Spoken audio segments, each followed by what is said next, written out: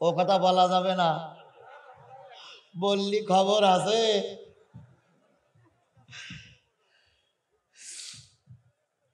আপনি যেটা বলতে চাচ্ছেন ওটা আমিও বলতে চাই, কিন্তু আমাকে বলতে দেওয়া হয় না। কেন যে হয় না আল্লাহই ভালো জানে। তবে অবস্থার পরিবর্তন হওয়া শুরু হয়েছে। নিজের দলের লোকের কাছে নিজেরাই মার খাচ্ছে। আমাদের যাওয়া লাগবে না, এখন মারতেছে চাকু দিয়ে, কিছুদিন পরে মারবে চাইনিজ স্ক্রুল দিয়ে।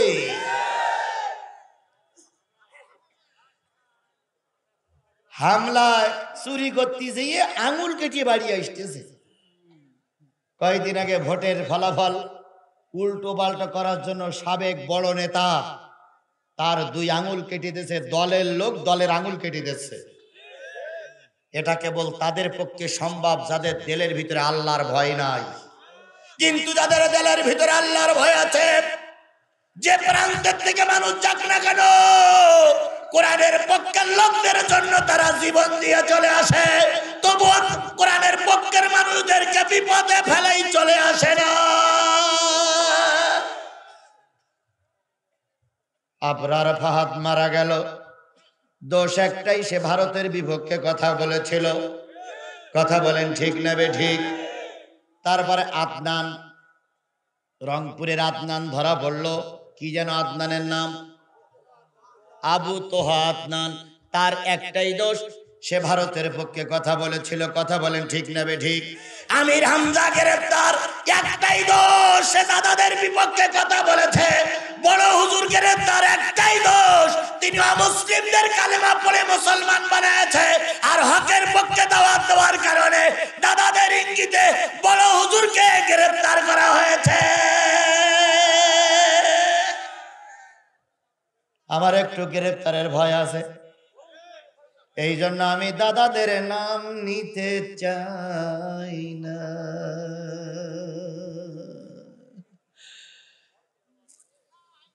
মুসা আলাইহিস সালামের উম্মত যারা ছিল, মুসা আলাইহিস সালামের দলের লোক যারা ছিল, তাদেরকে বলা হতো কি? ইসরাইল। ইসরাইল যাই বলেন, বলুন তো এই বনি ইসরাইল নামক যে লোকগুলো ছিল, এখনো তারা আছে। ওরা কি আমাদের এখন বন্ধু না শত্রু? জোরে বলেন, বন্ধু না শত্রু? ওরা জাতিতে এখন মুসলমান না ইহুদি? ওরা জাতিতে এখন মুসলমান না ইহুদি? আল্লাহ নিজেই বলেছেন, লা ইয়াত্তাখিযুল মুমিনিনা কাফিরিনা আউলিয়া মিন দুনিল মুমিনিন। একজন মুসলমান কাফেরের সঙ্গে বন্ধুত্ব করতে পারবে না মুসলমান ছাড়া। এখন আমার সমাজে দেখা যায় মুসলমানদের সঙ্গে আমাদের বন্ধুত্ব নাই, আমাদের বন্ধুত্ব হয় কাফের মুশরিকের সাথে। কাফেরেরা কখনো মুসলমানদের কল্যাণ চায় না। কথা বলেন ঠিক না বে ঠিক? আমাদের এখন বন্ধুত্ব হলো ভারতের সাথে, আর বন্ধুত্ব হলো আমেরিকার সাথে। আমাদের বন্ধুত্ব চায়নার সাথে, আমাদের বন্ধুত্ব রাশিয়ার সাথে। ওরা দেখাই দিয়েছে আমরা তোমাদের কল্যাণ চাই না। আমাদের যখন মহাবিপদে করোনার টিকার জন্য ভারতকে টাকা দেওয়া হয়েছিল, টাকাও ফেরত দেয়নি, টিকাও দেয়নি। অথচ তাদের সঙ্গে আমাদের সম্পর্ক ভাই বোনের মতো, তাদের সঙ্গে আমাদের সম্পর্ক দেওর ভাবির মতো, তাদের সঙ্গে আমাদের সম্পর্ক ছোট বোন বড় ভাইয়ের মতো।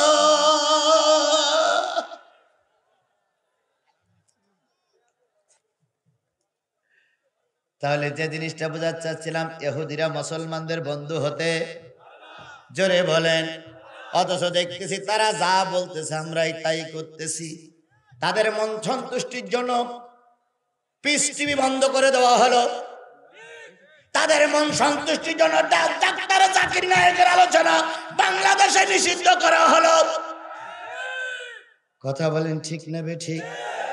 শুধুমাত্র ইহুদি খ্রিস্টানদের মন সন্তুষ্টির জন্য বড় বড় আলেমদেরকে গ্রেফতার করে রাখা হয়েছে। ইহুদিদের মন সন্তুষ্টি করার জন্য কি বলে আজারিকে দেশে আসতে দেওয়া হচ্ছে না। ইহুদিদের মন সন্তুষ্টির জন্য আমার দেশের আলেমেরা কোরআন বলতে পারে না, অথচ আমার আল্লাহ বললেন ইহুদিদের সঙ্গে মুসলমানদের কোনো সম্পর্ক থাকতে পারে না। তার জ্বলন্ত প্রমাণ মাননীয় প্রধানমন্ত্রী আপনার জ্ঞাতার্থে জানিয়ে দেয়। তার জ্বলন্ত প্রমাণ, আপনি চেয়েছিলেন ইহুদিদের সঙ্গে সম্পর্ক রেখে ভালো থাকবেন, কিন্তু জ্বলন্ত প্রমাণ দেখেন, আমাদের দেশের বড় বড় নেতাদেরকে তারা আমেরিকায় ঢুকতে দিচ্ছে না। তার মানে তারা বলতেছে স্বার্থ যদি উদ্ধার হয় তুমি আমার বন্ধু, স্বার্থের পরে যেই টান পড়বে সেই তুমি আমার বন্ধু থাকতে পারবে না। এর নাম হলো ইহুদি। কিন্তু মুসলমান মুসলমানদের বন্ধু, মুসলমান মুসলমানদের জন্য জীবন দেয়, কিন্তু মুসলমান পিস্তান খায় না। তাহলে ইসরাইল কি বুঝতে পেরেছেন? ইসরাইল ছিল মুসার উম্মত, কিন্তু এখন হয়েছে ইহুদিদের দালাল, পুরো ইহুদি তারা। তাদের নামে আল্লাহ পাক একটা সূরা নাজিল করলেন। এই সূরাটার নাম আছে সূরা বনি ইসরাইল। 15 নম্বর পারার কোরআন শরীফের 17 নম্বর সূরা। নাম কি বললাম? আরো জোরে বলেন। বনি ইসরাইল মক্কায় অবতীর্ণ সূরা সময়ের ভিতরে একটা অন্যতম সূরা। এই অন্যতম সূরা থেকে আমি আপনাদের সামনে তেলাওয়াত করেছি। 77, 78, 79, 80 কয়টা আয়াত? 77, 78, 79, 80 চারটা আয়াত। চারটা আয়াতের মূল বিষয়বস্তু হলো সালাত, নামাজ। নামাজ নামাজ। তুমি যত বড় ইসলামের কর্মী হও না কেন, নামাজ নাই, তোমার কর্মীর কোনো দাম নাই। তুমি যত বড় বক্তা হও, নামাজ নাই, তোমার বক্তার গিরি কোনো দাম নাই। তুমি যত বড় প্রিন্সিপাল হও, মুফতি হও, নামাজ নাই, তুমি মুসলমান না। বাইনাল আবদি ওয়াল কুফরু তারকুস সালাহ। মুসলমান আর কাফেরের ভিতরে পার্থক্য একটাই, সেটা কি? জোরে বলেন, সেটা কি?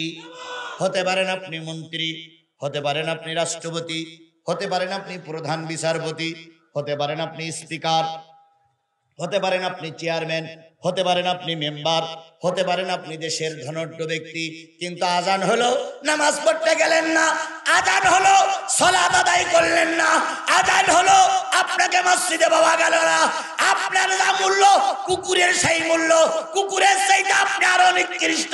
অনেকটা আল্লাহ পাক হয়তো একটা কুকুরকে মাফ করে জান্নাত দেবে, কিন্তু আপনার মতন বেনামাজিরে আল্লাহ মাফ করে জান্নাত দেবে না। অথচ সেই বেনামাজিরা মাতব্বর, আর আমরা এখন ছাগলের বাচ্চা। টাকলা মুরাদ কথা বলল কোরআনের বিরুদ্ধে। টাকলা মুরাদ বলল বিসমিল্লাহির রহমানির রহিম থাকবে না। আচ্ছা, বিসমিল্লাহ কিসের আয়াত? জোরে বলেন, কিসের আয়াত? কোন সূরার ভিতরে আছে? সূরা নমলের ভিতরে আছে। বিসমিল্লাহির রহমানির রহিমের ভিতরে আছে। তাহলে বিসমিল্লাহ কোরআনের একটা আয়াত। যে ব্যক্তি কোরআনের আয়াত থাকবে না বলেছে, সে কোরআনকে অস্বীকার করেছে। কিভাবে করে? আল্লাহ বলেন ইন্নাল্লাযীনা ইয়াকফুরুনা বিআয়াতিল্লাহ ওয়া ইয়াকতুলুনান নাবিয়্যিনা বিগাইরিল হক ওয়া ইয়াকতুলুনাল্লাযীনা ইয়া'মুরুনা বিল কিসতি মিনান নাস ফাবাশশিরহুম বিআযাবিন আলীম। নিশ্চয়ই কোরআনের কোন একটা আয়াত যারা অস্বীকার করে ওরা কাফের। ঘোষণাকার আল্লাহ বললেন কোরআনের কোন একটা আয়াত অস্বীকার করলে সে কি হয়ে যায়?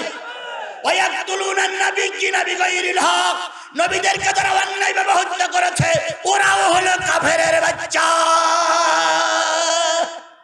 ইয়াকতুলুনাল্লাযীনা ইয়া'মুরুনা বিল কিসতি মিনান নাস ফাবাশশিরহুম বিআযাবিন আলীম। শেষ জামানায় এসে, শেষের দিকে এসে কোরআনের হক কথা যারা বলে, হকের পক্ষে যারা দাওয়াত দেয়, মানুষের কাছে কোরআনের সহি কথাগুলো যারা বলে কয়ে বেড়ায়, এদেরকেও যারা জেলের ভিতরে ভরে রাখে, এদেরকেও যারা ফাঁসিতে ঝুলায়, এদেরকেও যারা খুন করে, এদেরকেও যারা ফাঁসি দেয়, আল্লাহ বললেন এরা সব কাফেরের বাচ্চা। যত বড় মুরব্বি দেখাও না কেন, যত বড় দরবেশ দেখাও না কেন, আল্লাহর ভাষায় তুমি কাফের। আমি মুসলমান বলি তোমার ফতোয়া দিতে পারবো না। তাহলে টাকরা মুরাদ বললেন বিসমিল্লাহ থাকবে না, তাহলে বোঝা গেল আল্লাহর ভাষায় সে কি? জোরে বলেন সে কি? ফতোয়াটা বলে আমি দিচ্ছি না, আপনারাই দিচ্ছেন, আমারে দোষ দিয়েন না। এখন সেই ব্যক্তি মসজিদের মেম্বারের পরে বসে বলল বিসমিল্লাহ থাকবে না, রাষ্ট্র ধর্ম ইসলাম থাকবে না। এ কথা বলার পরে আমার সামনে দেখা গেল কিছু হুজুর বসে আছে, তারাও বলল ঠিক ঠিক ঠিক। তাহলে বোঝা গেল টাকলা মুরাদের সেই তো ওরা আরো নিকৃষ্ট। কেন বাঘের বাচ্চার মতন একটা কথা বলতে পারলে না যে আল্লাহর কোরআনের আয়াত অস্বীকার করার অধিকার তোমার নাই? যদি কোরআনের বিরুদ্ধে কথা বলো জুতা পিটা করে মামুর বাড়ি পাঠাইয়া দেব। এ কথা বলতে পারবে না, কারণ তোমাদের ধান্দা হলো চাকরি বজায় রাখা, তোমাদের ধান্দা হলো মসজিদের ইমাম বজায় রাখা, তোমাদের ধান্দা হলো টাকা খাওয়া। আল্লাহ বোঝার তৌফিক দিক। আরো জোরে বলেন আমিন, আরো জোরে বলেন আমিন। তাহলে কয়টা আয়াত তেলাওয়াত করেছি? এবার 4টা আয়াতের ভিতরে প্রথম আয়াতে চলে যাই। সুন্নাতামান ক্বাদ আরসালনা ক্বাবলাকা মির রাসূলিনা ওয়ালা তাজিদু লিসুন্নাতিনা তাহবিলা।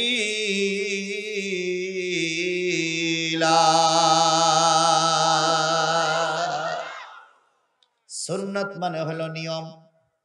সুন্নত মানে কি? আমার মুখে কি আছে? এ দাড়িটা হলো কার সুন্নাত? রাসূলের সুন্নাত। তার মানে আমিও দাড়ি রেখেছি, রাসূলও তাই রাসূলের সুন্নাত। কথা কি বোঝাতে পেরেছি? আমার মাথায় এটা কি? টুপি পরা কি? কার সুন্নাত? তাহলে বোঝা গেল রাসূলও টুপি পরতেন, আমিও টুপি পরেছি, তাই এরা রাসূলের কি? সুন্নাত। আমার গায়ে একটা পাঞ্জাবি আছে, এই পাঞ্জাবিটা রাসূলের সুন্নাত, মানে রাসূল পরেছে তাই আমিও পরতেছি, এটাই হলো রাসূলের সুন্নাত। কথা বলেন ঠিক না বেঠিক? তাহলে সুন্নাত মানে হলো নিয়ম। আল্লাহ পাক বলতেছে নবী গো তোমার কিছু নিয়ম বলে দিলাম, শুধু তোমাকে দিলাম না, অতীতের সব নবীদের বেলায় কিছু নিয়ম বলে দিয়েছি। এবার বলুন তো, নবীর যে সুন্নাত ছিল আমাদেরও সেই সুন্নাত, নবীর যে সুন্নাত ছিল ইব্রাহিমের সেই সুন্নাত, ইব্রাহিমের যে সুন্নাত ছিল দাউদ আলাইহিস সালামের সেই সুন্নাত, দাউদের যে সুন্নাত ছিল মুসার সেই সুন্নাত। সেই সুন্নাতটা কি? সব নবীদের বেলায় সেই সুন্নাতটা কি? সব নবীদের বেলায় 2টা সুন্নাত ছিল। 1 নম্বর সুন্নাত হলো কোন নবী বেনামাজি ছিল না। পৃথিবীতে কোন নবী বেনামাজি ছিল না। আদম আলাইহিস সালাম থেকে শুরু করে মুহাম্মদ সাল্লাল্লাহু আলাইহি সাল্লাম পর্যন্ত একজন নবীর নাম বলেন তো হুজুর ওই লোকটা নবুয়তের দায়িত্ব পালন করেছে, কিন্তু কি ছিল? বেনামাজি ছিল না। এরকম কোন হাদিস, এরকম কোন ইতিহাস, এরকম কোন কোরআন আপনাদের জানা আছে? জোরে বলেন জানা আছে। তাহলে নবীর সুন্নাত ছিল, সব নবীর সুন্নাত ছিল নামাজ। তুমি আর আমি নবীর উম্মত হলে তোমার আমার সুন্নাত হবে নামাজ। যার নামাজ নাই সে কখনো নবীর উম্মত হতে পারবে না, পারবে না, পারা সম্ভব নয়।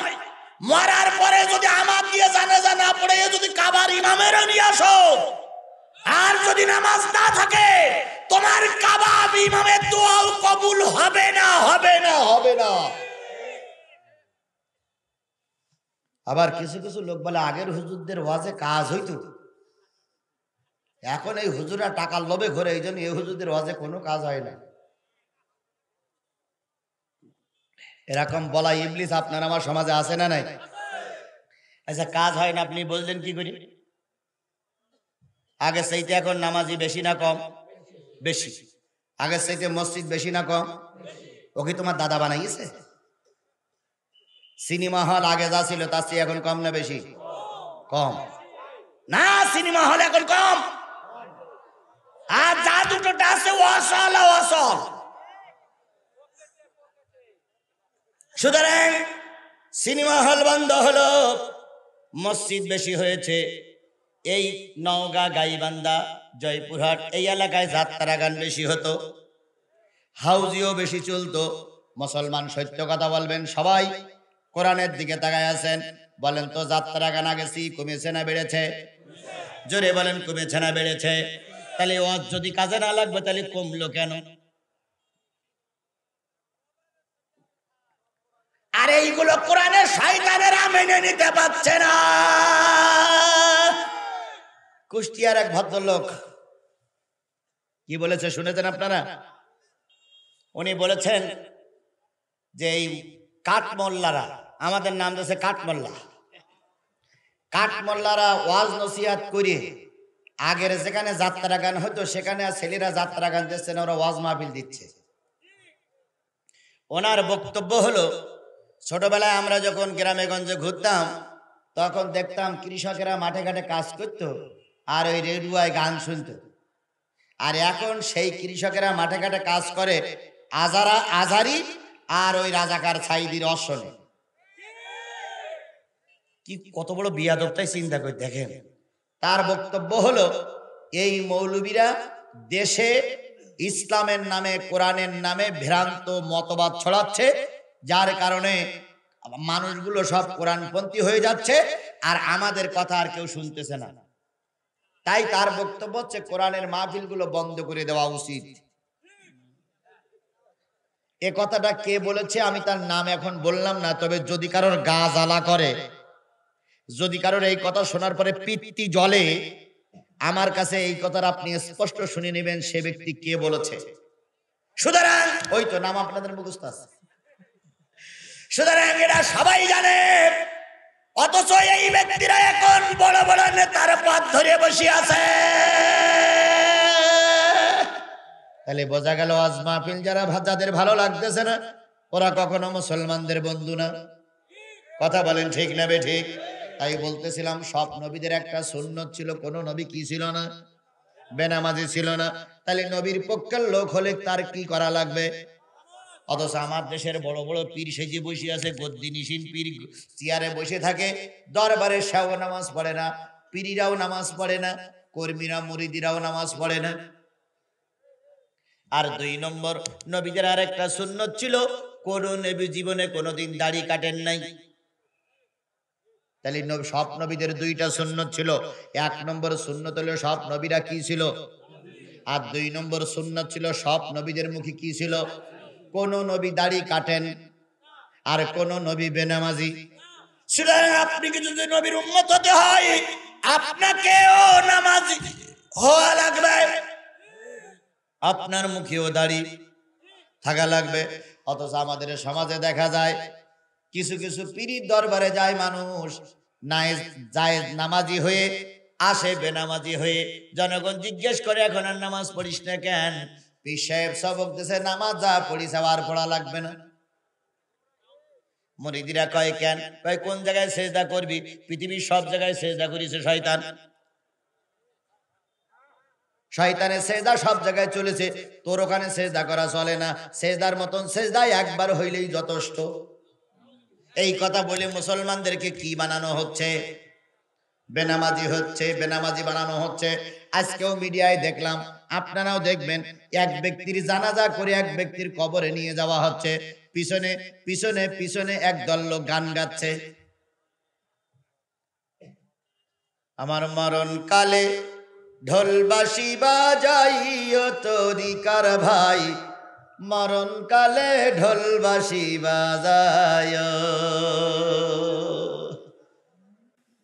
কালেমা কালেম ভাই কোনো কিছুর দরকার নাই। দেখেছেন কত বড় শয়তান? কালেমা কালাম ভাই কোনো কিছু দরকার নাই, গরু ছাগলের গুণগীতি গাইও তরিকার ভাই, মরণ কালে ঢোল বাঁশি বাজায়। তারপর ইদারিং আরেকটা গান উঠেছে, প্রায় সবার মুখস্থ হয়ে গেছে, পানি গল গলাইয়া পড়তাছে বাবা আমায় ডাকতাছে। কি প্রায় সবার মুখস্থ হয়ে গেছে না? প্রায় সবার মুখে যায় পানি গল গড়াইয়া পড়তাছে বাবা আমায় ডাকতাছে আয় রে মানিক আমার বুকে আয় বুকের ভিতর আছে প্রাণ তার ভিতরে মেশিন গান ভান্ডারি বাবা আমায় পাগল বানাইছে অথচ ভান্ডারির দরবারে গেলে কি নাই নামাজ নাই ভান্ডারি হওয়ার ভণ্ডুরি হও শয়তান হও আর ইবলিস হও নামাজ নাই জান্নাত পাওয়া যাবে না আল্লাহ রাসূল মৃত্যুর সময় বলেছিলেন আসসালাত আসসালাত আসসালাত ওয়া মা মালাকাত আইমানুকুম ও আমার সাহাবীরা নামাজ নামাজ নামাজ আর পরের হক নষ্ট করো না তাহলে নামাজ নাই হক নষ্ট করতেছো মরার পরে যত বড় করে জানাজা হোক মাপ পাওয়া জোরে বলেন মাপ পাওয়া আল্লাহ রাব্বুল আলামিন তাই বলতেছে নবী গো কিছু সুন্নত কিছু নিয়ম বলে দিলাম যে সুন্নত অতীতের নবীদের বেলায় ছিল ওয়ালা তাজিদুল সুন্নাতিনা তাহবিলা নতুন করে কিছু ছাপাই দেওয়া হবে না দুঃখ করো না আফসোস করো না নতুন করে কোন নিয়ম তোমার পরে চাপানো হচ্ছে না সুতরাং আকিমিস সালাতা লিদুলুকিশ শামসি ইলা গাসাকিল লাইলি ওয়া কুরআনাল ফাজরি আমি আল্লাহ পাক নির্দেশ করছি সূর্য যখন ঢলে পড়বে পশ্চিম আকাশে ঢলে পড়বে তখন নামাজ পড়া শুরু করো ইলা গাসাকিল লাইলি সেখান থেকে রাত পর্যন্ত নামাজ পড়বা তাহলে নামাজ পড়া কার হুকুম জোরে বলো মুসলমান নামাজ পড়া কার হুকুম কখন থেকে নামাজ শুরু করতে হবে সূর্য পশ্চিম আকাশে ঢলে পড়লে এক ওয়াক্ত নামাজ পড়ি এই নামাজটার নাম কি আর রাতে এক ওয়াক্ত নামাজ পড়ি সেই নামাজটার নাম কি এশা আমরা কোন নামাজ পড়ি বসেছি এবার বলুন তো মাঝখানে দুই ওয়াক্ত চলে গেছে কোন ওয়াক্ত আসর আর মাগরিব আল্লাহ পাক বললেন এই চার ওয়াক্ত নামাজ পড়ো এই চার ওয়াক্ত নামাজ পড়লে দুইটা পুরস্কার আল্লাহ দেবে দুইটা পুরস্কারের ভিতরে এক নম্বর পুরস্কার হলো চার ওয়াক্ত নামাজ যারা পড়বে তারা দোজখে যাবে না এই চার ওয়াক্ত নামাজ যারা পড়বে তারা 8টা জান্নাতের মালিক হবে বেহেশতে যেতে চান কারা কারা হাত তোলেন বেহেশতে যেতে চান কারা কারা হাত তোলেন মাশাআল্লাহ তাহলে আল্লাহ রাসূল বলেন কয় ওয়াক্ত নামাজের ভিতরে বেহেশতে পাওয়া যাবে চার ওয়াক্ত নামাজের ভিতরে 8টা জান্নাত পাওয়া যাবে চার ওয়াক্ত নামাজ পড়লে 7টা দোজখের দরজা বন্ধ হবে তাহলে আমরা সবাই কোথায় যেতে চাই খুবই গুরুত্বপূর্ণ কথা আশা করা যায় আজকের এই মাহফিল থেকে 10টা লোক যদি নামাজি হয় 10টা লোক যদি নামাজ পড়বে এই ওয়াদা করে মাহফিল থেকে চলে যায় আপনারাও সার্থক আমিও সার্থক কথা বলেন ঠিক না ঠিক আজকের এই মাহফিল থেকে যদি 20টা নতুন নামাজি হয় আল্লাহ খুশি হবে শয়তানের মুখ ভার হবে শয়তান মলিন হবে শয়তান চিন্তা করবে এটা তো চাইনি নতুন নামাজি হয়ে গেল গুরুত্বের সঙ্গে শুনবেন মা আর বোনেরা কেউ দয়া করে রাস্তায় থাকবেন না ফাঁকি দিবেন না আল্লাহ ইচ্ছা করলে হেদায়েত নসিব করে দিতে পারে তাই বলতেছিলাম যারা বেহেশতে যেতে চান তাদের কি পড়া লাগবে যাদের দোজখ বন্ধ করতে চান তাদের কি পড়া লাগবে এবার দোজখে যাবেন কারা কারা হাত তোলেন খেয়াল করেন অন্তরের কান্দে খেয়াল করে হুট করে হাত তুললে হবে না দোজখে যেতে চান কারা কারা হাত তোলেন নেই আচ্ছা এবার বলুন তো এটা কি বাড়া কি হলো এটা হলো কি চাপা ডালে সুদখোর কি আছে এ মাহফিলে কি আছে একটু আর নজরে তাকাই দেখেন যে হুজুর এই সেই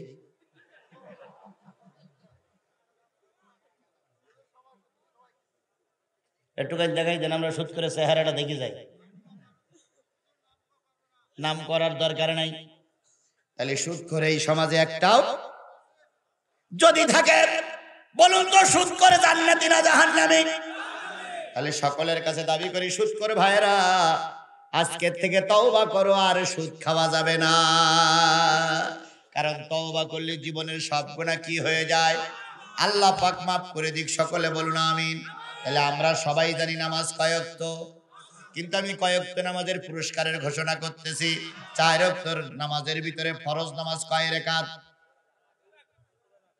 4 ওয়াক্ত ফরজ নামাজের ভিতরে 4 ওয়াক্ত নামাজের ভিতরে ফরজ কয় রাকাত? 15 রাকাত। বলুন তো যে নামাজটা পড়েছি এই নামাজটার নাম কি? এশা। এশার ফরজ নামাজ কয় রাকাত? বেলা ডোবার পরে আরেকটা নামাজ পড়েছিলাম, ওই নামাজটার নাম কি? মাগরিবের ফরজ নামাজ কয় রাকাত? 4 আর 3 কত হলো? আল্লাহ রাসূল বলেন 10 বছর বয়সের পর থেকে মৃত্যুর আগ পর্যন্ত যদি কোনো পুরুষ অথবা যদি কোনো নারী এই 4 আর 3 7 রাকাত নামাজ ইচ্ছা করে কাজা না করে, মৃত্যুর সাথে সাথে 7টা জাহান্নামের দরজা ওই নামাজি ব্যক্তি, নামাজি নারী আর পুরুষের জন্য বন্ধ করে দেওয়া হবে। এখানে আওয়ামী লীগ, বিএনপি, জাতীয় পার্টি, জামাত ইসলামের কোন নাম আছে? কার নাম আছে? নামাজি। কার নাম আছে? আপনি আওয়ামী লীগ করেন কিন্তু আপনি কি? নামাজি। আপনি বিএনপি করেন কিন্তু আপনার কি হওয়া লাগবে? নামাজি হওয়া লাগবে। আপনি জাতীয় পার্টি করেন আপনার কি হওয়া লাগবে? নামাজি হওয়া লাগবে। আপনি জামাত ইসলাম করেন আপনার কি হওয়া লাগবে? যদি হন তাহলে লাভ হবে কি? মৃত্যুর পর পরই 7টা জাহান্নামের দরজা কি হবে? জোরে বলেন কি হবে? কোন কিতাবে লেখা আছে যে মৃত্যুর পরে 100 গরু জবাই করে খাওয়াইলে কবরের আযাব মাফ হবে? কোন কিতাবে লেখা আছে? কোন কিতাবে লেখা আছে মৃত্যুর পর বড় হুজুর জানাজা পড়লে কবরের আযাব মাফ হবে? কোন কিতাবে লেখা আছে? কিন্তু কিতাবে লেখা আছে মাগরিবের নামাজ আর এশার নামাজ পড়ে যদি কবরে যাও তাহলে জাহান্নাম বন্ধ হবে, জাহান্নাম বন্ধ হবে, জাহান্নাম বন্ধ হবে। তাহলে সকলের পায়ে ধরে অনুরোধ করি, এখানে আমরা যারা আছি সবাই মুসলমান, কথা বলেন। এখানে যারা বসে আছে আমরা সবাই কি? লা ইলাহা ইল্লাল্লাহর পরে বিশ্বাস আছে না নাই? সবাই আমরা মুসলমান, কিন্তু সবাই আমরা নামাজি না। কি কথা ঠিক নেবে? ঠিক। সবাই আমরা মুসলমান কিন্তু সবাই আমরা নামাজি না। এই জন্য পায়ে ধরে অনুরোধ করতেছি, বন্ধুরে মৃত্যু হবে। এখন তুমি বসে আছো, যে কোনো মুহূর্তে তোমার কি হতে পারে? ওই যে একজন শিল্পী গান গাতে গাতে বলেছিল 1 মিনিটের নাই ভরসা, সঙ্গ হবে রং তামাশা। বলার সাথে সাথে স্ট্রোক হলো, তারপরে সে লোকটা মারা গেল। কিছুদিন আগে একজন রাজনৈতিক নেতা বঙ্গবন্ধু প্রধানমন্ত্রীর নামে বক্তৃতা করতে গিয়ে স্ট্রোক, সেখানেই তার মৃত্যু। তাহলে মৃত্যু যে কোনো মুহূর্তে হতে পারে, জোরে বলেন ঠিক কিনা? চোখের পলকেই তুমি হতেই পারো লাশ, চিরতরে বন্ধ হবে তোমার নিঃশ্বাস। বাজবে আলান তোমার নাম মসজিদের মাইকে, বাড়িওয়ালা নাই রে বাড়ি, নাই রে দুনিয়াতে, বাড়িওয়ালা নাই রে বাড়ি, নাই রে দুনিয়াতে, বাড়িওয়ালা নাই রে বাড়ি, নাই রে দুনিয়াতে। এটা কি আপনার আমার বেলায় হতে পারে? জোরে বলেন হতে পারে। কারোর জানাজা হতেও পারে, কারোর জানাজা নাও হতে পারে। নামাজ পড়েছো, দোজখ তোমাকে জায়গা নেবে না, দোজখে তোমাকে ঢুকাবে না। দোজখের ভিতরে কেউ ঢুকাই দিলেও বের করে নিয়ে আনবে কোন ওয়াক্ত নামাজের কারণে? মাগরিব আর। এবার আসুন তো, জোহরের ফরজ নামাজ কয় রাকাত? আসরের ফরজ নামাজ কয় রাকাত? 4 আর 4 কত হলো? 8 রাকাত নামাজ যে যারা পড়বে, নারী হও আর পুরুষ হও, আল্লাহর নবী বলেন 8 রাকাত নামাজের পাবন্দি যারা করবে, খুশু খুজুর সঙ্গে নামাজ আদায় করবে, মৃত্যুর সাথে সাথে 8টা জান্নাত তার জন্য খুলে দেওয়া হবে। তাহলে দোজখের দরজা বন্ধ হলো মাগরিব আর এশার নামাজের কারণে। জান্নাতের 8টা দরজা খুলে দেওয়া হলো কোন ওয়াক্ত নামাজের কারণে? যোহর আর আসরের কারণে। তাহলে আমরা যারা হাত তুলেছিলাম ভেস্টে যেতে চাই, সকলের কাছে পায়ে ধরে অনুরোধ করি, ভাইরে একদিন মৃত্যু হবে, একদিন তোমার মাতব্বারি থাকবে না। আজকে তুমি নেতা, কালকে মরার পরে তুমিও যা আমিও তাই, তুমিও যে খাটে আমিও সেই খাটে। আজকে তোমার একটা কলমের খোঁচায় বড় বড় আলেমরা ফাঁসিতে ঝুলতেছে, কালকে তুমিও যে কবরে, আমিও সেই কবরে। কথা ঠিক নেবে ঠিক? আজকে তোমার ক্ষমতা আছে, আমারে তুমি গালে থাপ্পড় মারলে, তোমার ক্ষমতা আছে একজন গরিব মানুষের কাঁদালে, তোমার ক্ষমতা আছে দিনের ভোর রাতে করে তুমি মাতব্বার হয়ে গেলে, তোমার ক্ষমতা আছে তুমি আমাকে অপমান করে এখান থেকে তাড়িয়ে দিলে, কিন্তু কালকে তুমি যখন মরবা, তুমি যশোর কি বলে নওগাঁর কবরে, আর আমি খুলনার কবরে, সাতক্ষীরার কবরে, দুইজনের সঙ্গে আল্লাহ পরিচয় করাইয়ে দেবে। আমি বলবো ভাই কেমন আছো, আপনিও বলবেন ভাই কেমন আছেন। আমল যদি ভালো না হয়, কোনো উপকারও যদি না হয়, কেউ যদি তোমার কল্যাণে না আসে, কেন মিথ্যার ব্যবসা করতেছো? সত্যের পক্ষে আসো, আল্লাহর জান্নাতের ফেরেশতা তোমার জন্য অপেক্ষা করতেছে। ইন্না সালাতা তানহা আনিল ফাহশাই ওয়াল মুনকার, নিশ্চয়ই নামাজ যারা পড়ে তারা অশ্লীল কাজ করে না। সে প্রমাণ আমি দেই নাই, সে পরিমাণ অত্র ইউনিয়নের চেয়ারম্যান দিয়ে গেছে। আমি কি দিছি? ইউনিয়ন চেয়ারম্যান কি বলে গেল?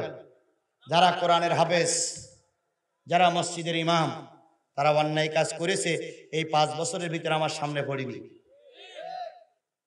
তালি বোঝা গেল নামাজটাকে অন্যায় কাজ থেকে বিরত রেখেছে। কথা বলেন ঠিক না ঠিক? দুই একজন লোক পাই হুজুররা করে না, আমরাই করি। হাই তুমিও যা, আমিও তাই। তুমিও বিয়ে করলি ছেলে মেয়ে হয়, আমারও হয়, তাহলে তুমিও যা, আমিও তাই। পরের সুন্দরী মেয়ে রাস্তা দিয়ে গেলে তোমার যেমন দেখতে মন চায়, আমারও মনের ভিতরে একটু হু হু করে, দেখি তো দেখি তো দেখি তো। হয়তো তুমি এক নজর তাকাই থাকো, আর আমি আড়াল থেকে তাকাই তাকাই দেখি যাচ্ছে ডাকে। তাহলে বোঝা গেল তুমিও মানুষ, আমিও মানুষ। তোমার শরীর কাটলে রক্ত বাহির হয়, আমারও শরীর কাটলে রক্ত বাহির হয়। তোমার ভিতরে আমার ভিতরে পার্থক্য হলো, তুমি উক্ত হলে নামাজ পড়ো না, আমি উক্ত হলে নামাজে যাই। তুমি ফজরের পরে কোরআন পড়ো না, ক্লেপের কলটিনে শুয়ে থাকো, আর আমি আল্লাহর কোরআন নিয়ে বসি। পার্থক্য শুধু এতটুক, তোমার জীবন যখন শেষ হয়ে যায়, তুমি রাষ্ট্রপতি কিংবা কোনো মানুষের কাছে জীবন ভিক্ষা চাও, আর আমার জীবন শেষ হয়ে যায়, তবু কোনো মানুষের কাছে আমি জীবন ভিক্ষা চাই না। পার্থক্য শুধু এতটুকু। কথা বলেন ঠিক না ঠিক? তাহলে জোহরের নামাজ আর আসরের নামাজ পড়লে কয়টা জান্নাতের মালিক? মাগরিবের নামাজ আর এশার নামাজ পড়লে কয়টা দোজখ বন্ধ হয়ে যাবে? তাহলে দোজখ বন্ধ হলো, জান্নাতের চাবি পাওয়া গেল কয় ওয়াক্ত নামাজের ভিতরে। এবার আসুন আর একটা ওয়াক্ত আছে, সেটা কোরআন শরীফে দেখি কি বলে। ওয়া কুরআনাল ফাজর ইন্না কুরআনাল ফাজরি কানা মাশহুদা।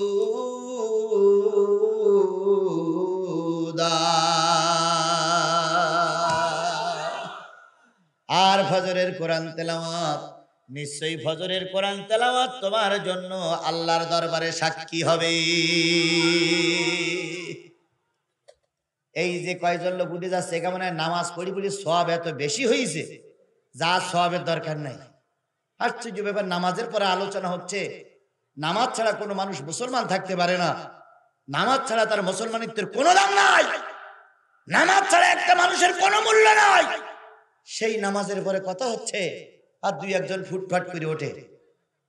শয়তান কিন্তু এদের মনের ভিতরে একবার গেড়িয়ে গেছে যে এই কথা শুনলি তো হেদায়েত পেয়েই যাবি, সুতরাং হাট বাড়ি হাট।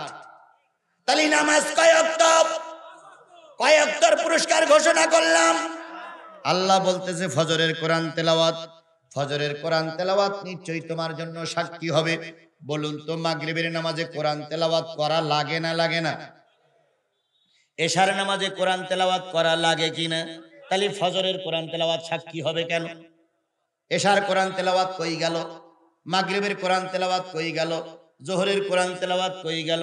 এবার রাসূলের কাছে প্রশ্ন করা হলো, ইয়া রাসূলুল্লাহ, ফজরের কোরআন তেলাওয়াত সাক্ষী হবে কেন? এশার কোরআন তেলাওয়াত কেন সাক্ষী হবে না? মাগরিবের কোরআন তেলাওয়াত কেন সাক্ষী হবে না? নবী বললেন, ও আমার সাহাবীরা শোনো, ফজরে যখন কোরআন তেলাওয়াত হয়, ইমাম সাহেব যখন মসজিদে কোরআন তেলাওয়াত করেন, তখন রাতের ৭০,০০০ ডিউটিকারী ফেরেশতা চলে আসে। ওই রাতের ৭০,০০০ ডিউটিকারী ফেরেশতা ডিউটি শেষ করে আসমানে চলে যায়।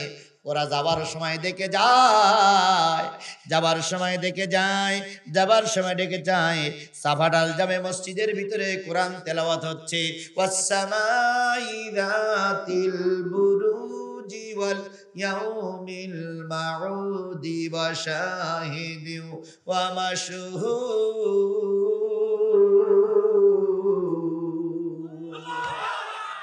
৭০,০০০ ফেরেশতা যখন রাতের ডিউটি করে আসমানে চলে যাচ্ছে, তখন দেখতেছে বাংলাদেশের মসজিদগুলোয় কি তেলাওয়াত হচ্ছে। কোরআন তেলাওয়াত করে কয়জন? ইমাম সাহেব আর পিছনে মুক্তাদিরা সব কি করতেছে? দাঁড়াই শুনতেছে। এই দেখে চলে গেল। এবার দ্বিতীয় রাকাত শুরু হচ্ছে। তখন দিনের ডিউটিকারী ফেরেশতারা নাজিল হলো। দিনের ডিউটিকারী ফেরেশতা কত? ৭০,০০০। রাতের ডিউটিকারী ফেরেশতা কত? ওরা দেখে চলে গেছে। দিনের ডিউটিকারী ফেরেশতারা ৭০,০০০ নাজিল হয়ে ওরাও দেখতেছে সাফাটাল জামে মসজিদ সহ গোটা জয়পুরহাট, গোটা নওগাঁ, গোটা বগুড়ার মসজিদগুলো কি তেলাওয়াত হচ্ছে? কোরআন তেলাওয়াত হচ্ছে। পিছনে একদল দাঁড়িয়ে দাঁড়িয়ে শুনতেছে। এরা সাক্ষী, ওই ৭০,০০০ গেছে, ওরাও সাক্ষী, যারা নিচে নেমেছে এরাও সাক্ষী। মসজিদে কি তেলাওয়াত হচ্ছে? আর ইমাম সাহেব তেলাওয়াত করতেছে, আর মুসল্লিরা দাঁড়িয়ে দাঁড়িয়ে শুনতেছে। আল্লাহ রসুল বলেন, এই যে ৭০,০০০ চলে গেল আর ৭০,০০০ নিচে নেমে আসলো। ৭০,০০০ আর ৭০,০০০ কত হলো? ১,৪০,০০০ ফেরেশতা কিয়ামতের দিন সাক্ষী দেবে, আল্লাহ তোমার বান্দারা ফজরের জামাতের নামাজ পড়নেওয়ালা। তাহলে ফজরের নামাজ যারা পড়বে ফেরেশতা তাদের পক্ষে সাক্ষী দেবে। কথা বলেন ঠিক না বেঠিক? কতগুলো ফেরেশতা? ১,৪০,০০০। ভালো করে বুঝতে পারেননি এখনো? ফজরের নামাজ রাতে হয় না দিনই হয়? ফজরের নামাজ কিন্তু রাতেও হয় না, দিনেও হয় না। ফজরের নামাজ হয় রাতের শেষ, দিনের শুরু।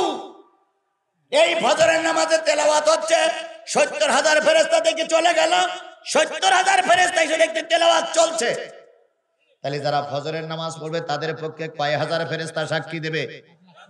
১,৪০,০০০ ফেরেশতা সাক্ষী দেবে। তাই আল্লাহ বলতেছে, ফজরের কোরআন তেলাওয়াত কিয়ামতের দিন তোমাদের পক্ষে সাক্ষী হবে।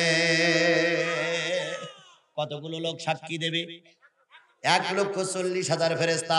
আর ওই ১,৪০,০০০ ফেরেশতা যা আজকে রাতে আর দিনে দেখলো, ওই ফেরেশতা কিয়ামতের আগে দুনিয়ায় আসার চান্স পাবে না। তাহলে যদি ৩০ বছর আপনি নামাজ পড়েন, তাহলে হিসেব করে দেখুন কিয়ামতের দিন কত ফেরেশতা আপনার পক্ষে আল্লাহর দরবারে সাক্ষী দেবে। অথচ মুসলমান কলটেনিতে ঘুমিয়ে থাকে, ফজরের নামাজ পড়ে না।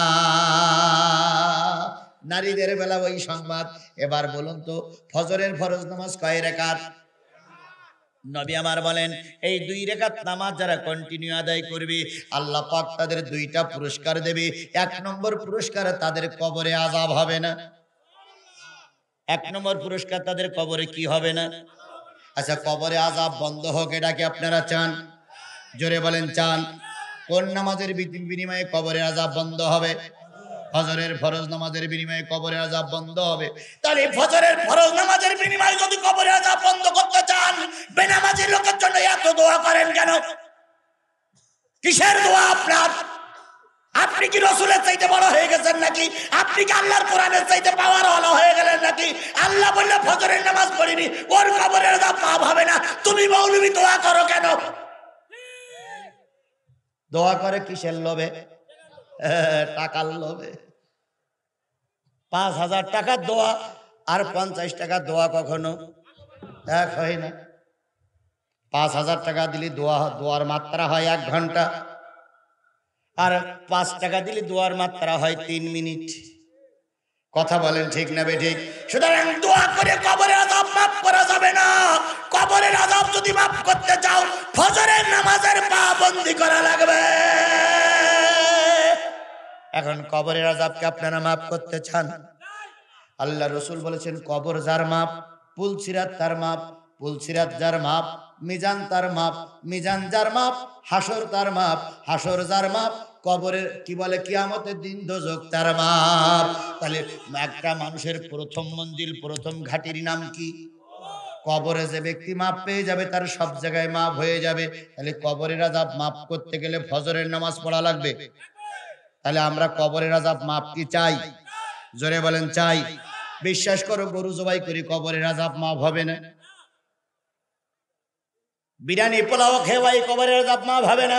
কবরের আযাব যদি মাপ করতে চাও আজকে থেকে নিয়ত করো, আর ফজরের নামাজ কাজা করব না।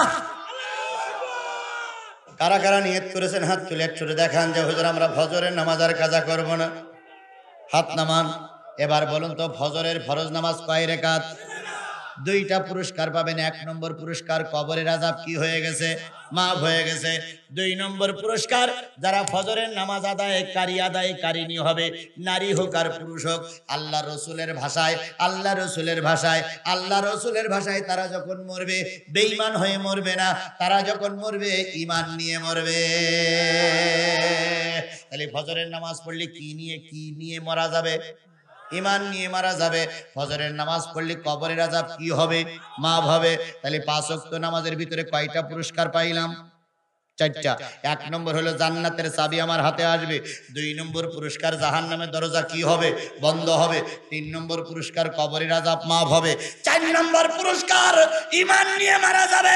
তাহলে এই কটা পুরস্কার যদি নামাজে পাওয়া যায়, আজকে এই মুহূর্তে আমরা নারী পুরুষ সবাই শপথ করব, আল্লাহ যতদিন বাঁচাই রেখেছো ইচ্ছা করে নামাজ কাজা করব না। নিয়ত করা যাবে? নিয়ত করা যাবে? নিয়ত করা যাবে? বলুন তো, আমি একটা মুসার কাহিনী এখন বলতে পারি।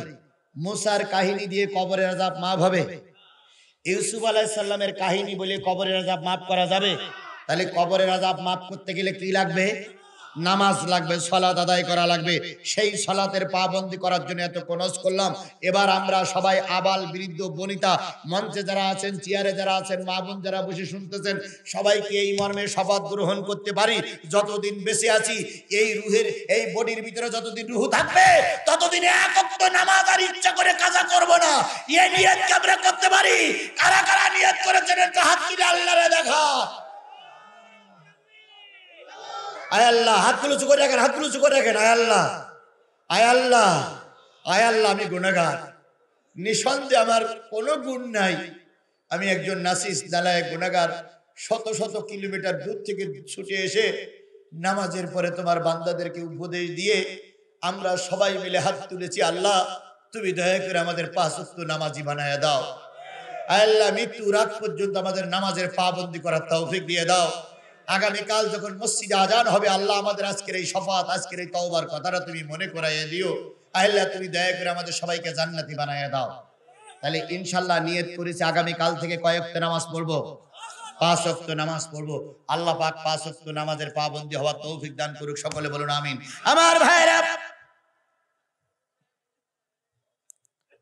আর একটা ওয়াক্ত আছে, এই 5 ওয়াক্ত ছাড়া আর একটা ওয়াক্ত আছে। সেই ওয়াক্তটার নাম কি? ওয়া মিনাল লাইলি ফাতাহাজ্জাত বিহি নাফিলাতাল লাক আসা আইয়াবআসাকা রাব্বুকা মাকামাম মাহমুদা।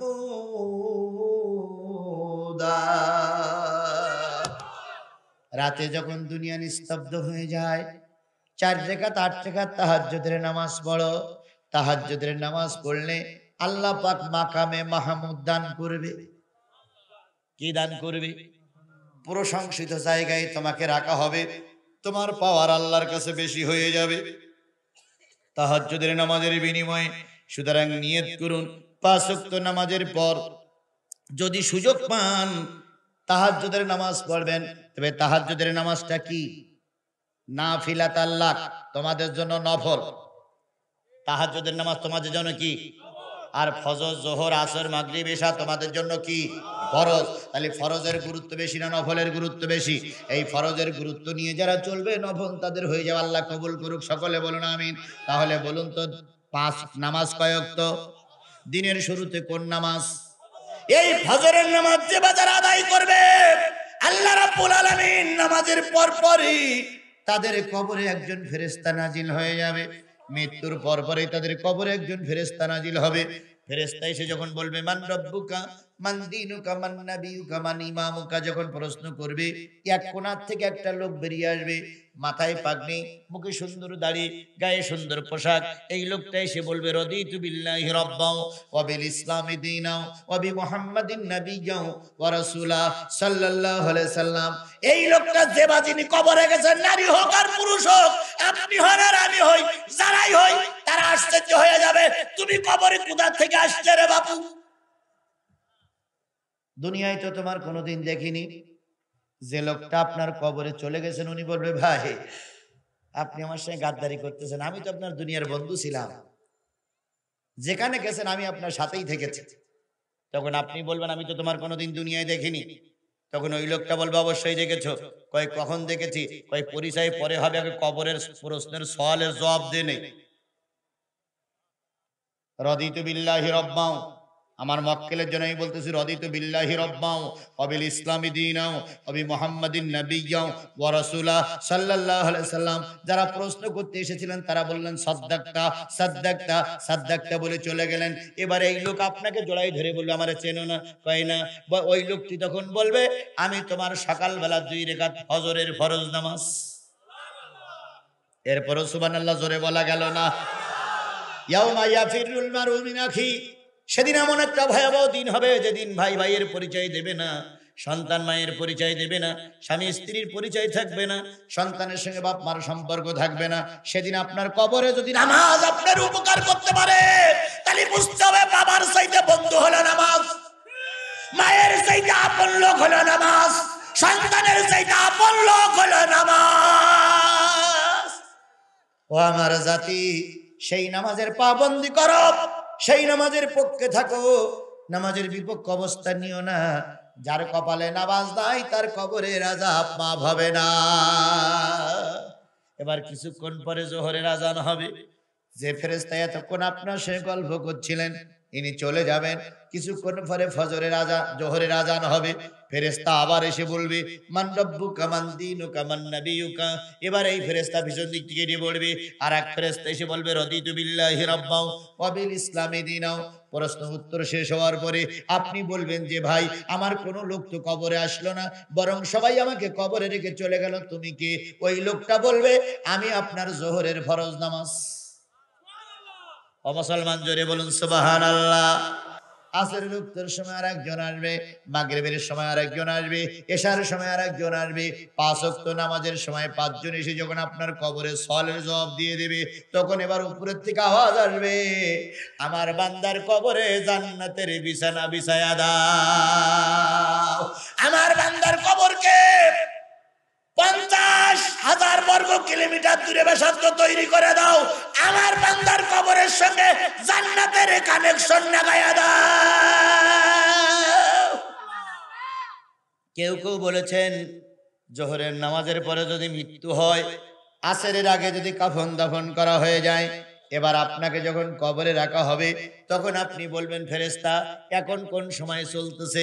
ফেরেশতা তখন বলবে আসরের আযান ওক্ত চলতেছে। আপনি তখন বলবেন আমার একটা ওক্ত নামাজ কাজা হয়ে যাচ্ছে, দয়া করে আমাকে একটু নামাজ পড়ার সুযোগ দাও। আপনি নামাজে দাঁড়িয়ে গেলেন, নামাজ পড়তেছেন তো পড়তেছেন, পড়তেছেন তো পড়তেছেন, পড়তেছেন তো পড়তেছেন, পড়তে পড়তে শেষ বইটা তাহিয়াতু পড়া অবস্থায় ইসরাফিল সিংহায় ফু দিবে। আরেকটু জোরে, আরেকটু জোরে। মুসলমান সারা রাত কাহিনী শোনে, মুসলমান সারা রাত হাসি ঠাট্টার রস শোনে, কিন্তু যে কাজ করলে মুসলমান জান্নাতে যাবে ও কাজ মুসলমান শুনতে চায় না। মসজিদের ইমাম সাহেবেরা যে ইমামেরা হক কথা বলে ওদের কথা শুনতে চায় না, কিন্তু আজগবি গল্প যে ইমাম সাহেব করে ওই ইমামের কথা শুনতে চায়। সুলাইমানের কাহিনী আমিও জানি, ইউসুফ জুলাইকার কাহিনী আমিও জানি। ইউসুফ জুলাইকার কাহিনী কবরে জিজ্ঞেস করা হবে না, নবী সুলাইমানের কাহিনী জিজ্ঞেস করা হবে না, জিজ্ঞেস করা হবে বান্দা তুই নামাজি না বেনামাজি। কিয়ামতের দিন সর্বপ্রথম যারা জান্নাতে যাবে তারা কি? নামাজি। কিয়ামতের দিন সর্বপ্রথম যারা জাহান্নামে যাবে তারা কি? বেনামাজি। একথা আমি অনেকবার বলেছি। আমি এলাকায় নতুন আসি নাই, অনেকবার আমি আপনাদের বুঝাইছি নামাজ না পড়লে জান্নাত পাওয়া যাবে না, বেনামাজিরাই যাবে সর্বপ্রথম জাহান্নামে। অথচ আমার দেশের নেতা থেকে শুরু করে কর্মীরা পর্যন্ত অধিকাংশ নেতা কর্মী বেনামাজি।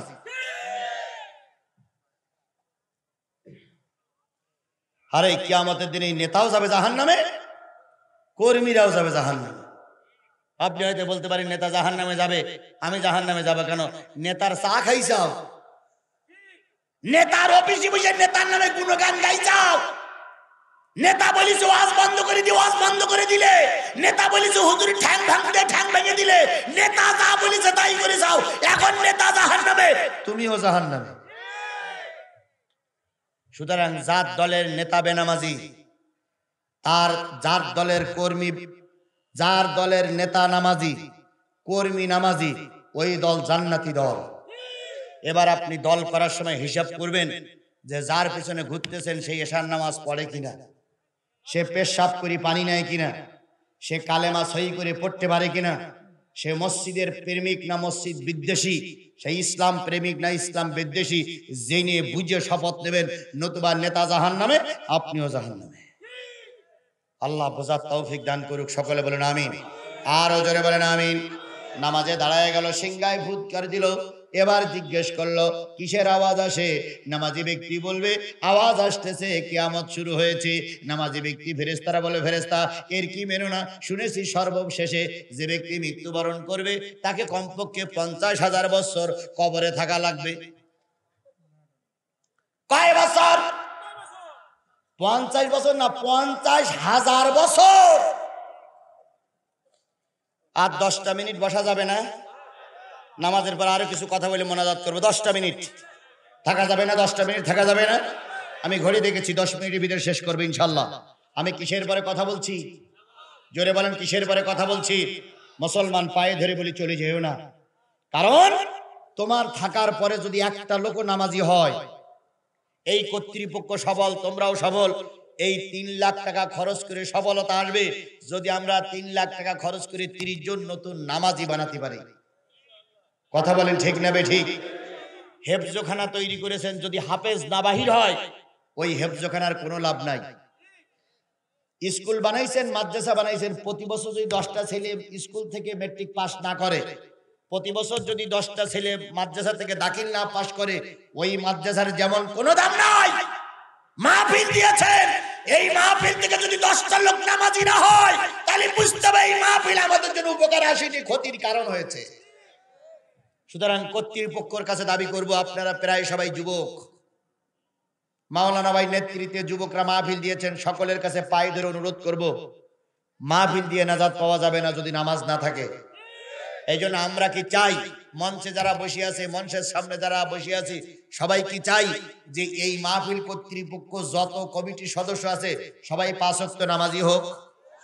কারা কারা চান যে কর্তৃপক্ষের লোকেরা সবাই নামাজি হয়ে যাক? হাত নামান। আমিও কর্তৃপক্ষের কাছে দাবি করে গেলাম যে আপনারা নামাজ পড়বেন, আল্লাহ আপনাদের নামাজি হওয়ার তৌফিক দান করুক, সকলে বলুন আমিন। আমার ভাইরা, সর্বপ্রথম যারা জান্নাতে যাবে তারা কারা? এই মুসলমান আমাদের খেয়াল করেন, তারা কারা? আল্লাহ বলবে কোটি কোটি মানুষ যখন এক জায়গায় হবে, কত নেতা থাকবে, কত বাহাদুরি বান্দা থাকবে, আল্লাহ বলবে নামাজি লোক আর বেনামাজি লোক আলাদা হয়ে যা। বেনামাজি আলাদা হয়ে যাবে, নামাজি আলাদা হয়ে যাবে। নামাজির ভিতরে কিছু বেনামাজি লোক থাকবে, 2-4 জন। ফেরেশতারা তখন বলবে আল্লাহ, এই যে নামাজি লোকের কাতার দেখা যাচ্ছে, এর ভিতরে কিছু বেনামাজি আছে। আল্লাহ বলবে কারা রে? কয় আল্লাহ প্রথম লাইনের 7 নম্বরের পরে 8 নম্বর যে লোক, ওই লোক বেনামাজি। আল্লাহ দ্বিতীয় লাইনের 37 জনের পরে 38 নম্বর লোক আছে, ওই লোক বেনামাজি। আল্লাহ তৃতীয় লাইনে 75-এর পরে 76 নম্বর যে লোক আছে, ওই লোক বেনামাজি। আল্লাহ 4 নম্বরে 99 জনের পরে যে লোক আছে, ওই লোক বেনামাজি। আল্লাহ বলবে শোনো, তোমরা তো সব নামাজি হয়ে গেছো, এখন তোমরা কি দুনিয়ায় নামাজ পড়ছে? বেনামাজিরা বলবে আল্লাহ 100 বার পড়তাম। আল্লাহ তখন বলবে ফেরেশতারা যে বলতে তোরা বেনামাজি, কয় আল্লাহ এই ফেরেশতারা দুর্নীতিবাজ, এরা মিথ্যা কথা বলতেছে। আল্লাহ বলবে তা হলেও হতে পারে, তো ঠিক আছে, তোমরা একটু রুকু সেজদা করো দিন। নামাজি লোকগুলো রুকুতে যাবে, নামাজি লোকগুলো সেজদায় যাবে। যারা দুনিয়ায় বেনামাজি তারা রুকু সেজদা করতে পারবে না। আল্লাহ বলবে ঘটনা কি? তখন এই লোক বলবে, আল্লাহ কত কাজ, দিনের কাজ রাতে করলাম, কত লোকের মিথ্যা মামলা দিলাম, কত লোকের মিথ্যা সাক্ষী দিলাম, কত লোকের মিথ্যা সাক্ষীর বিনিময়ে জেল খাটালাম, কেউ আমারে ধরতে পারে নাই। একটা ভোট আমার অধিকার ছিল, 199টা ভোট আমি দিয়েছি, কিন্তু পুলিশে ধরতে পারি নাই, কেউ ধরতে পারি নাই, সূক্ষ্ম কায়দায় চুরি করেছি। আল্লাহ তুমি বুঝলে কি করে আমি বেনামাজি? আমার তো ধারণা ছিল এখানে গুলু জুলু করে পাস করে যাব, কিন্তু এখন দেখি ধরা করে গেলাম। আল্লাহ কয় দুনিয়ায় সেজদা দেও নাই, এখানে সেজদা দিতে পারবা না। তাহলে সেদিন যদি নামাজ কাজে লাগে, সকলের কাছে দাবি নামাজ ছাড়া কবরে গেলে মাফ হবে না, তাহলে আজকে কি আশা করতে পারি? আর আলোচনার দরকার নাই, যতদিন বেশি আছি নামাজ কাজা করব। জোরে বলেন নামাজ কাজা করব। আল্লাহ পাক এই ওয়াদার পরে আমাদের টিকে থাকার তৌফিক দান করুক, সকলে বলুন আমিন। রাসূল বলেছেন 5টা খুঁটির পরে ইসলাম দাঁড়ায় আছে। প্রথম হচ্ছে ঈমান বিল্লাহ, ঈমান হয় নামাজ পড়লে ঈমান বিল্লাহ, তারপরে হলো নামাজ, তারপরে হলো যাকাত, 3 নম্বর হলো যাকাত, 4 নম্বর হলো হজ, 5 নম্বর হলো সাওম রমাদান, রমজান মাসের রোজা। এই 5টা কাজ যারা করবে তাদেরকে মুসলমান বলা যাবে। সুতরাং নামাজের ভিতরে একটা প্রয়োজনীয় অংশ, নামাজ পড়ার জন্য চেষ্টা করবেন। এবার আসুন, এই নামাজ যদি প্রতিষ্ঠা করতে হয়, শেষ কথা, শেষ হয়ে গেছে, এই নামাজ যদি প্রতিষ্ঠা করতে হয় রাষ্ট্রে ইসলাম থাকা লাগবে, রাষ্ট্র ধর্ম ইসলাম হওয়া লাগবে, নতুবা নামাজ কায়েম করা যাবে না। বলুন তো নামাজ ফরজ হয়েছিল কোথায়? নামাজ ফরজ হয়েছিল মক্কায়, কিন্তু নামাজ কায়েম হলো কোথায় যেয়ে? কারণ মদিনায় যেয়ে যখন ইসলামী রাষ্ট্র হয়ে গেল তখন নামাজ ফরজ হয়ে গেল, কায়েম হয়ে গেল। আল্লাহ পাকের রাসূল বলতেছেন, আকুর রাব্বি আদখিলনি মুদখালা সিদকি ওয়া আখরিজনি মুখরাজা সিদকি ওয়াজআলনি মিন লাদুনকা সুলতানান নাসীরা।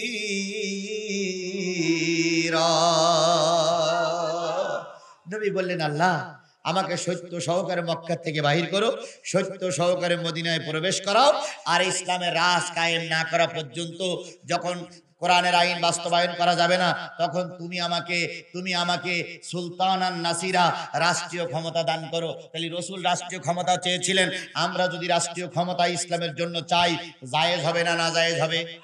তাহলে এই রাষ্ট্রীয় ক্ষমতা ইসলাম দিয়ে নামাজ কায়েম করার পরিবেশ আল্লাহ বাংলাদেশের জন্য তৈরি করে দিক। এই আশা ব্যক্ত করে আপনাদের সকলের সুস্বাস্থ্য কামনা করে কথা শেষ করছি। ওমা তৌফিক ইল্লা বিল্লাহ।